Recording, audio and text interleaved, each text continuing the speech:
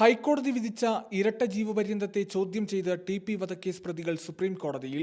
ഇരട്ട ജീവപര്യന്തം റദ്ദാക്കണമെന്നാവശ്യപ്പെട്ടാണ് 8 പ്രതികൾ അപ്പീൽ നൽകിയിരിക്കുന്നത്.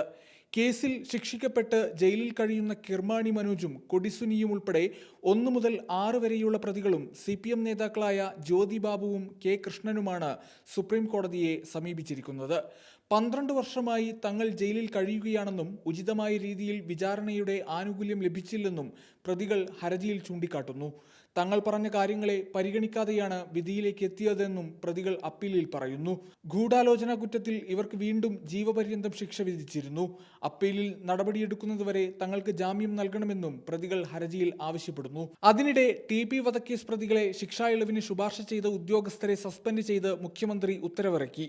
കണ്ണൂർ സെൻട്രൽ ജയിൽ സൂപ്രണ്ടിന്റെ ചുമതല വഹിക്കുന്ന joint superintendent KS Sreejith, assistant superintendent grade 1 BG Arun, assistant prison officer OV Raghunath എന്നിവരെയാണ് സസ്പെൻഡ് ചെയ്തത്.